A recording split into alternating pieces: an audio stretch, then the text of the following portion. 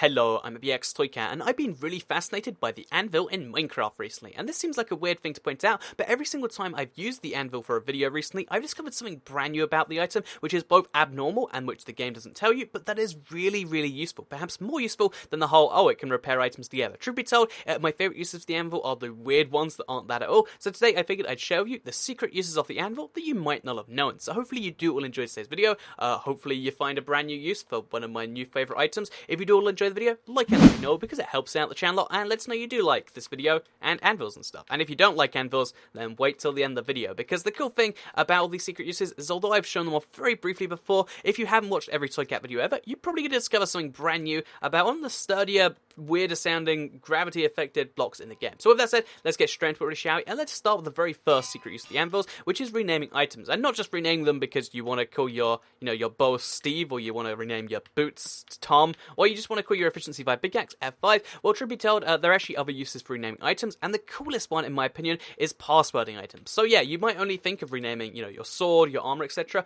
but truth be told, you can rename anything, including a stack of items. That's right, you can rename your stack of anvils even, if you really wanted to, so let's name those Anvils, if we want to. And yeah, it only costs 1, even the entire stack. So what is the use of doing that? Why would you even want to rename your anvils to Anvils?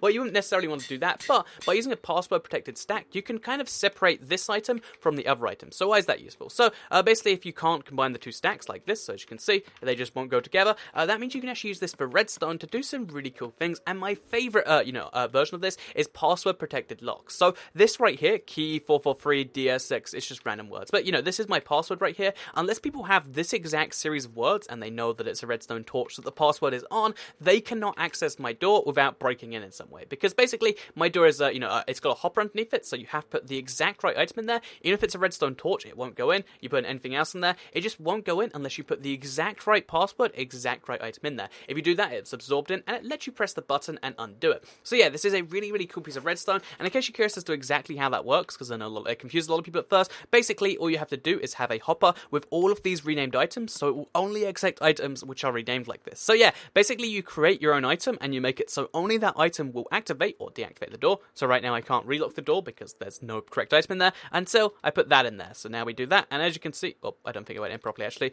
we put that in the lock, and as you're going to see, what it's going to do is it's going to allow us to press the lava back on. So we should probably sprint through first. But yeah, basically that is how this lock works. By having password-protected items, you basically create your own item, and if no one knows that password, no one can know how to get into your locks or do anything like that, and you can have password-protected redstone in Minecraft, which is amazing if you ask me, and it's just one of the many secret uses for the anvil. So the second one here is a little bit more explosive because it's due of TNT. So this is one that blew my mind because I was, while I was doing the video about TNT underwater, I realized that you could drop an anvil into TNT to kind of contain the explosion in one block. So what it looks like here is if you put the redstone on there, that you should die if I stand right here. Like, I should be dead, right? However, what actually happens is I get a tiny knockback and no damage. So how does that work? Well, first of all, the reason it looks like that is a rendering glitch. Like, in reality, the TNT is actually in the same block as the anvil, because when the TNT turns into lit TNT, it doesn't take up the block anymore, so this exists there, but then it raises up. It's weird, basically, but because it's inside the block of the TNT, and the anvil, and anvil is actually the most blast-resistant block in the game, besides bedrock and stuff like that, basically, it means that there's nowhere for the explosion to go, and it's contained within a block, even though it doesn't look like it is, which is so cool, just as a, I don't know, a weird party trick in Minecraft. But the reason I really like it is you can use this to really scare people, like if you go inside the cake here, which by the way is filled with TNT, let's say you want to really, really terrify people, you can be like, oh, don't worry guys, I'm just gonna light some TNT here, so, put an anvil on top of it, because most people don't know about this fact. If you then, light one of the TNT, it looks like this is about to go, explode and everyone's gonna die. However, obviously it doesn't do anything, but if you want to absolutely terrify people while they're surrounded by TNT, you can do it that way. Obviously, there's a few ways to use this of PvP, so you can be like, scare people off with something that's harmless. Like, if you, like, to most people, if you just do this, you look like you're being an absolute, mad person, just like, what are you doing over there? Don't stand the TNT. They're gonna run away because no one wants to be in a TNT, and it might just save your life, but even just as a cool scare people, or just as a weird little, like, that shouldn't look like that, I think the TNT anvil trick is amazing, and in case you don't know about it, that's pretty cool. Also, obviously, just in case you didn't see my Easter egg video about a couple of weeks ago, basically you can make a house out of anvils, and if you do, your house will be entirely explosion resistant. That's right, resistant from, TNT, resistant from creepers. The only thing it won't be resistant to is withers, and even then, it's extra strong against wither explosions. So yeah, just to show you this one very briefly, in case you didn't see it already, well, I don't have any way to light that, seems. Oh, I have a flame bow. There we go. Just like this, as you can see, that looks like it's going to explode everywhere, but the reality is all it does is just explodes and does nothing else. So, yeah, pretty cool thing you might not have known about anvils and TNT. The third little secret to do with anvils here is one that I guess everyone kind of subconsciously knows, but not to the true extent, because basically, anvils are one of the most deadly sources in the game of anything. So for some reason, there's no pressure plate here, like I imagine there should be, but basically, yeah, there's... I wonder what, is it in here? Oh, you open the chest and, yeah, okay, so, basically, as you can see right here, dropping an anvil on someone's head, if they don't have, like, armor or a helmet on, is the most deadly source of damage in the game, dealing 30 hearts of damage at its maximum height. So, if I didn't have all the armor on right now, I would have died right here. I could show you that again, but I'd rather not die, actually. Basically, yeah, because anvils, for every half block they fall, they do, like, a full... for every block they fall, they do a half damage. They can get to the deadly force very quickly, and if you find someone with no enchanted armor or with no helmet on, because the helmet reduces it, you can kill people in one hit with the anvil. You get a really cool death message. I'll show you that later on. But the other reason this is so cool is besides just like, oh yeah, so it's one of the most deadly things in the game. It has its own cool death message. Again, we'll get that later. The other reason it's so cool is because it is one of the very few things in the game. I guess it's the most deadly source of projectiles in the game. You can fire arrows at people, but you need to be doing it yourself, or you need to have dispensers, and dispensers have such short range. But if, like me, you have an Anvil Cannon, so this is my fully auto, or my semi-auto one, basically you can fire anvils indifferently, and again, these can do up to a full, 1.5 times someone's health bar, which means, bear in mind, this is horribly efficient because it just drops some down, but just ignore the falling anvils and focus on the ones with firing. Basically, if we hook this up to a fully auto redstone circuit, we could just fire anvils over and over and over again if we wanted to. Okay, that was a big mistake.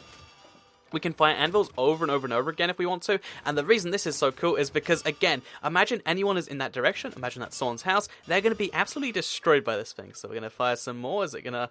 Okay, we're going to get a slow stack going on here, and although anvils are a horribly inefficient thing to do in survival, if you've got some kind of, like, survival slash multiplayer world, like, slash creative world, where you kind of switch a little bit, what you can do is you can just keep on firing anvils over and over and over again, and again, they're one of the projectiles that people don't expect to have to deal with, but yet they're going to have to entirely do that. So yeah, firing anvils is the most powerful projectile in the game, being able to deal more than a health bar full of damage, and if people don't have armor, which, I mean... most people aren't expecting anvil death, then they will die instantly from an anvil cannon, which is just amazing to me. So, just in case you want to know exactly how the anvil cannon works, it's a relatively simple piece of redstone. Just copy this down, then make sure you have a thing there. Obviously, this one's hooked up, so it has like an ammo refiller, but assuming you only want to fire one anvil ever, then just doing it like this will work just fine. And to show you, just like this, if I run just over there, you can see how it's going to hurt me like that. So, yeah, firing anvils at people, pretty cool. So anyway, before we end today's video, what I do want to do is I want to have a way to actually, I guess, finish myself. So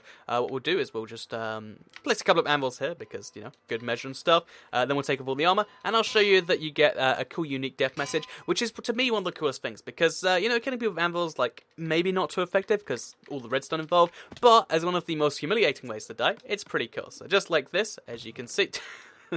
Toy Cat was squashed by a falling anvil. So, yeah, one of the most interesting death messages in the game, one of the most interesting items in the game, and let me know what you think of the anvil in the comments down below, I guess. But if you learned something new in today's video, I'd very much appreciate it if you liked the video, share if you really liked it, and subscribe if you're new around here. Again, I know this is a combination of a lot of stuff from old videos, but the idea was to kind of share with you a lot of the cool stuff that you might have missed, because I've been making Minecraft console videos for like 4 years now, and a lot of people haven't seen them all. But if you have seen them all, then leave a smug comment about how you're the best. I don't know. Thank you very much for watching, and I'll see you all in the next video.